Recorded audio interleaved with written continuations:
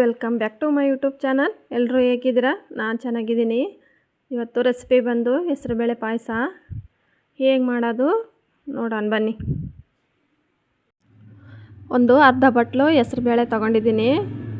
ಸ್ವಲ್ಪ ಕಡಾಯಿಲಿ ಹೆಸರುಬೇಳೆ ಹಸಿ ವಾಸನೆ ಹೋಗೋವರೆಗೂ ಸ್ವಲ್ಪ ಬೆಚ್ಚಗೆ ಮಾಡಬೇಕು.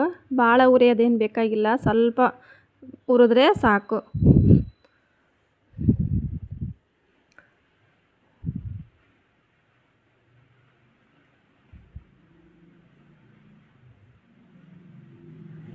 ಇಷ್ಟು ಹುರಿದ್ರೆ ಸಾಕು.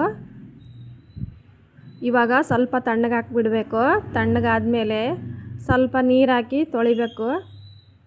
ಏನಾದರೂ ಅಂಗಡೀಲಿ ಪೌಡ್ರ ಕಳಿಸ್ತಿರ್ತಾರಂತ ಬೇಳೆ ಮಾತ್ರ, ತೊಗರಿ ಬೇಳೆ ಆದರೂ ಯಾವ ಬೇಳೆ ಆದರೂ ಸ್ವಲ್ಪ ತೊಳೆದ್ರೇ ಚೆನ್ನಾಗಿರುತ್ತೆ. ಇವಾಗ ಸ್ವಲ್ಪ ವಾಶ್ ಮಾಡಿದ್ಮೇಲೆ ಕುಕ್ಕರಿಗೆ ಹಾಕೋಣ. ಒಂದು ವಿಜಿಲ್ ಆದರೆ ಹೆಸರುಬೇಳೆ ಕುದೀತವ. ಕುಕ್ಕರಿಗೆ ಹಾಕೋಣ. ಇವಾಗ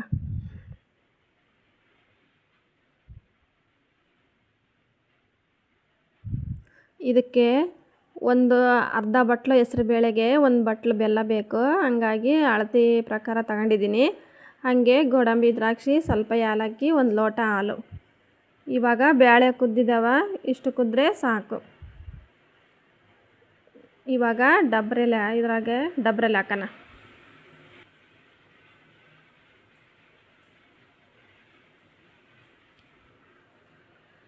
ಇವಾಗ ಮತ್ತೆ ಸ್ಟವ್ ಮೇಲಿಟ್ಟು ಒಂದು ಕುದಿಸಿದ್ರೆ ಬೆಲ್ಲ ಹಾಕ್ಬಿಡೋದು.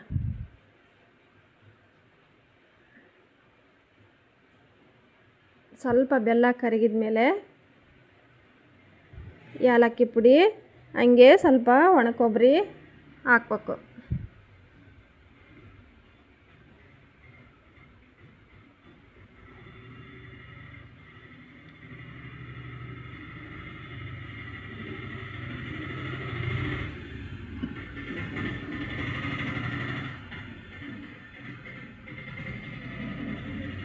ಒಣ ಕೊಬ್ಬರಿ ಆದರೂ ಹಾಕ್ಬೋದು, ಹಸಿದಿದ್ದರೆ ಹಸಿದು, ಒಣ ಕೊಬ್ಬರಿಗಾದ್ರೂ ಹಾಕ್ಬೋದು.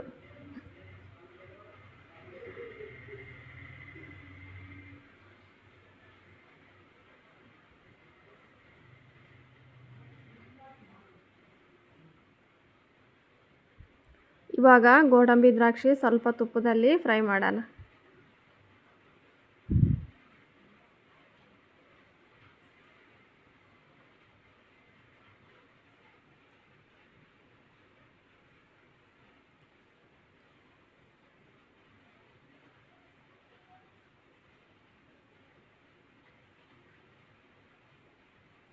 ಇಷ್ಟು ಕೆಂಪಗಾದರೆ ಸಾಕು.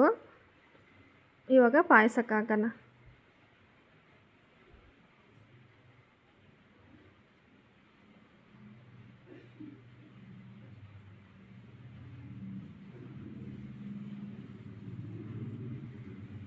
ಇವಾಗ ತಣ್ಣಗಾದ್ಮೇಲೆ ಪಾಯಸ, ಆವಾಗ ಹಾಲು ಹಾಕ್ಬೇಕು. ಬಿಸಿ ಇದ್ದಾಗ ಹಾಕಿದರೆ ಒಡೆದೋಗುತ್ತೆ.